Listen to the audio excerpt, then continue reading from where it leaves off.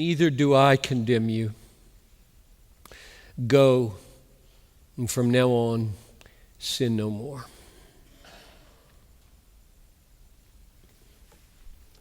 Neither do I condemn you.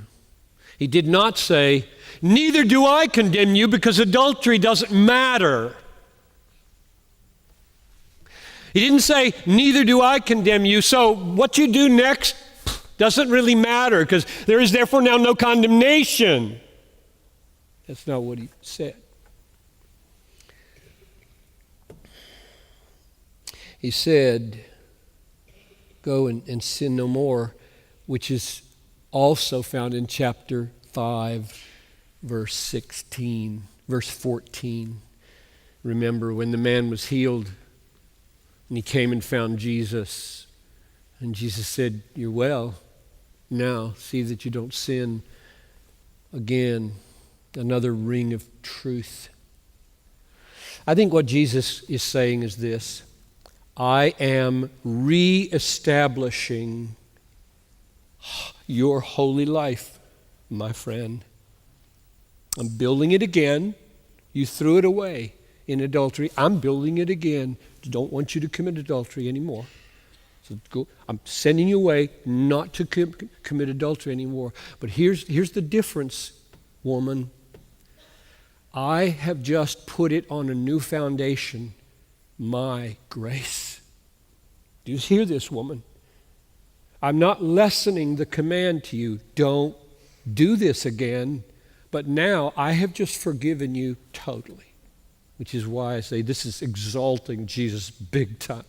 Which is why they would love this text, want to preserve this text over against the Pharisaic mishandling and the misunderstanding of Jesus. Woman, I am rebuilding justice. I'm rebuilding righteousness. I'm rebuilding holiness. And I'm building it on grace. You have to have an experience of grace in your life before you can pursue not sinning.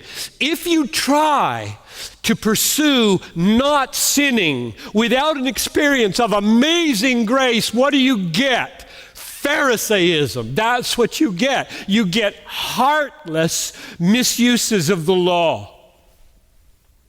You get hypocrisy through and through.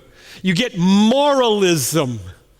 So he's not saying the law had a bad idea when it told people not to sleep together except when they're married. That's a good idea. That's right. That's God's way for us.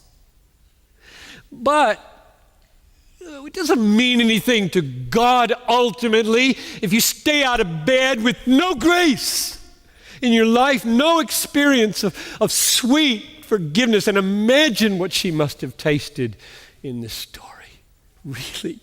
I was just about to be horribly killed. I don't know if you saw the movie, The Stoning of Soraya M. It was horrible.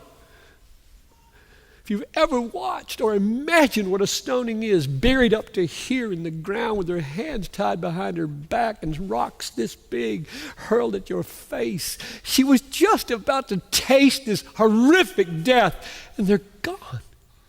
No condemnation. And until you taste that for your sin, you're about to be stoned in hell, and now it's not going to happen. Now, you have a whole different reason for not sleeping with the girlfriend, boyfriend, other man's wife, husband. Your life is built on a whole new foundation. I love this story. And it's true. It's a true story. Meaning the lesson in it is exactly what Jesus would want us to see. Whether it happened or whether it belongs in this gospel or not.